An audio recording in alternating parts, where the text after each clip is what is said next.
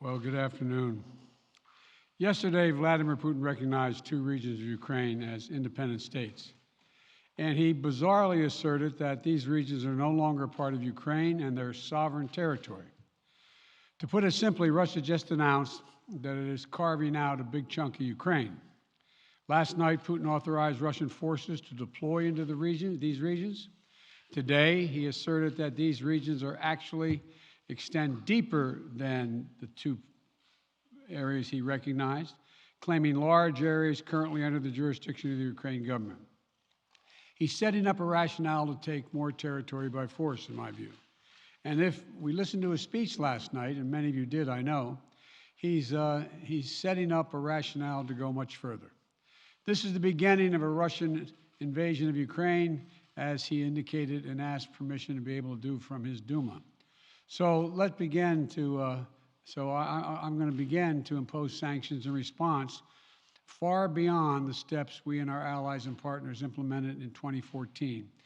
And if Russia goes further with this invasion, we stand prepared to go further as with sanctions.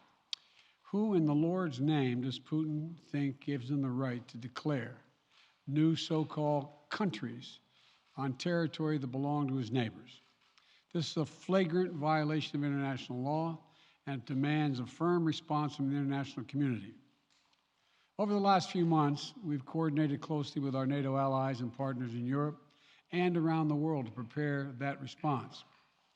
We've said all along, and I've told Putin to his face more than a month ago, that we would act together. And the moment Russia moved against Ukraine, Russia has now undeniably moved against Ukraine by declaring these independent states. So today, I'm announcing the first tranche of sanctions to impose costs on Russia in response to their actions yesterday. These have been closely coordinated with our allies and partners, and will continue to escalate sanctions if Russia escalates. We're implementing full blocking sanctions on two large Russian financial institutions, VEB and their military bank. We're implementing comprehensive sanctions on Russia's sovereign debt. That means we've cut off Russia's government from Western financing. It can no longer raise money from the West and cannot trade in its new debt on our markets or European markets either.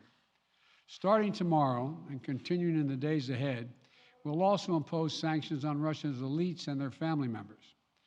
They share in the corrupt gains of the Kremlin policies and should share in the pain as well. And because of Russia's actions, we've worked with Germany to ensure Nord Stream 2 will not, as I promised, will not move forward. As Russia contemplates its next move, we have our next move prepared as well. Russia will pay an even steeper price if it continues its aggression, including additional sanctions. The United States will continue to provide defensive assistance to Ukraine in the meantime, and will continue to reinforce and reassure our NATO allies. Today, in response to Russia's admission that it will not withdraw its forces from Belarus, I have authorized additional movements of U.S. forces and equipment already stationed in Europe to strengthen our Baltic allies, Estonia, Latvia, and Lithuania. Let me be clear, these are totally defensive moves on our part. We have no intention of fighting Russia.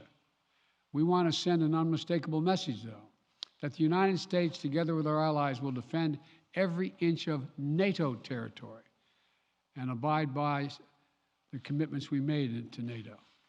We still believe that Russia is poised to go much further in launching a massive military attack against Ukraine. Hope I'm wrong about that, hope we're wrong about that, but Russia has only escalated its threat against the rest of Ukrainian territory, including major cities and including the capital city of Kyiv. There are still well over 150,000 Russian troops surrounding Ukraine. And as I said, Russian forces remain positioned in Belarus to attack Ukraine from the north, including warplanes and offensive missile systems. Russia's moved troops closer to Ukraine's border with Russia. Russia's naval vessels are maneuvering in the Black Sea to Ukraine's south, including amphibious assault ships, missile cruisers, and submarines. Russia's moved supplies of blood and medical equipment into position on their border. You don't need blood unless you plan on starting a war.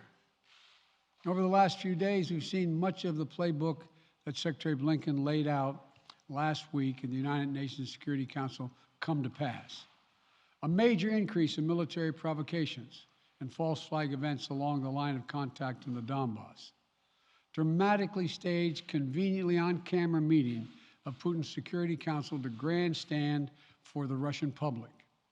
And now, political provocation of recognizing sovereign Ukrainian territory as so-called independent republics in clear violation, again, of international law. President Putin has sought authorization from the Russian parliament to use military force outside of Russian territory. And this set the stage for further pretexts of further provocations by Russia to try to justify further military action. None of us should be fooled. None of us will be fooled. There is no justification.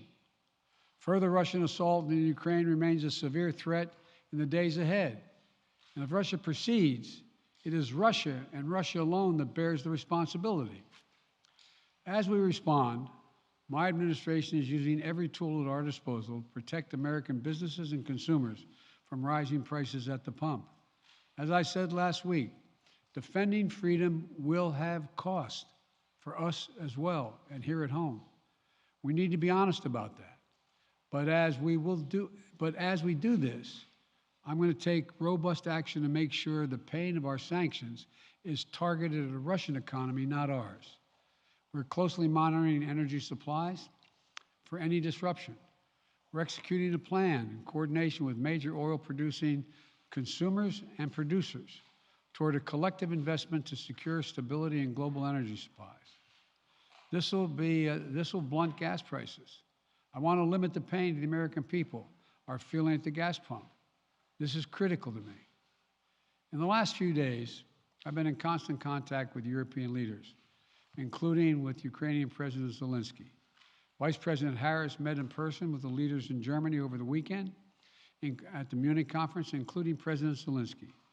At every step, we have shown the United States and our allies and partners are working in unison, which he hasn't been counting on, Mr. Putin.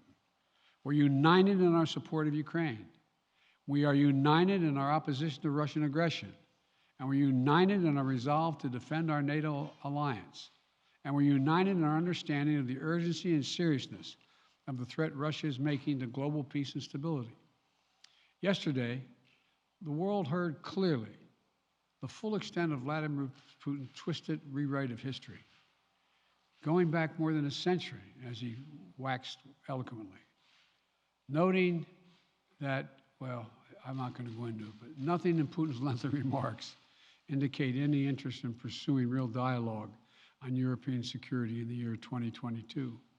He directly attacked Ukraine's right to exist. He indirectly threatened territory formerly held by Russia, including nations that today are thriving democracies and members of NATO. He explicitly threatened war unless his extreme demands were met. And there is no question that Russia is the aggressor. So we're clear-eyed about the challenges we're facing. Nonetheless, there is still time to avert the worst-case scenario that will bring untold suffering to millions of people if they move as suggested. The United States and our allies and partners remain open to diplomacy if it is serious. When all is said and done, we're going to judge Russia by its actions, not its words. And whatever Russia does next, we're ready to respond with unity, clarity, and conviction. We'll probably have more to say about this as it moves on. I'm hoping diplomacy is still available. Thank you all very much.